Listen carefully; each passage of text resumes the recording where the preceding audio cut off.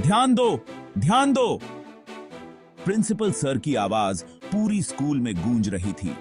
सारे शोर शराबे वाले हॉलवेज में अचानक सन्नाटा छा गया। This year's annual talent show is upon us, principal sir ने ऐलान किया। खुशी और उत्साह से भरी हुई फुसफुसाहट से सन्नाटा टूट गया। स्कूल का ऑडिटोरियम एकदम हलचल भरा हो गया।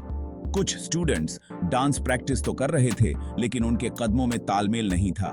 जो स्टूडेंट्स गाने की तैयारी कर रहे थे, वो माइक्रोफोन फीडबैक से जूझ रहे थे। छोटू, जो अपनी अनाड़ीपन के लिए फेमस था, कर्टन पर गिर गया और सेट गिराते गिराते बचा। अरे बाप रे! छोटू चिल्लाया और जल्दी से उठा। सब लोग उसकी ये हरकत देखकर हंसने लगे। शो की रात आ गई। सब जगह उत्साह और उमंग का माहौल था। पिंकी, जो बहुत शर्मीली लड़की थी लेकिन उसकी आवाज में बहुत दम था, स्टेज पर आई।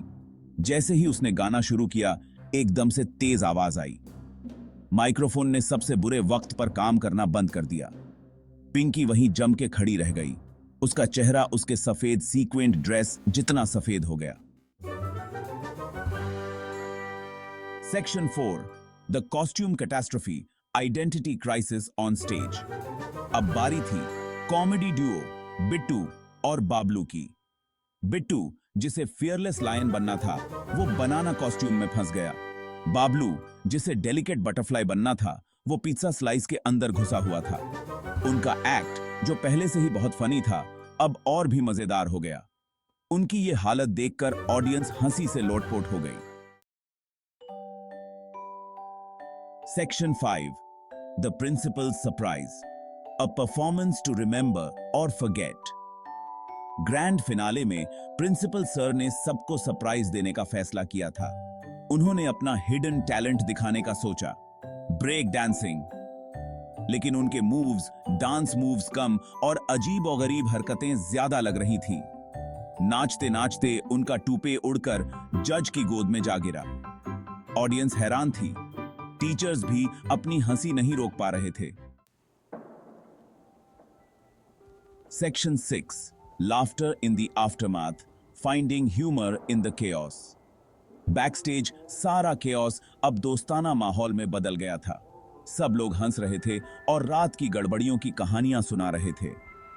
पिंकी अपने माइक्रोफोन फ्राइट को भूलकर अपने दोस्तों के साथ हंस रही थी।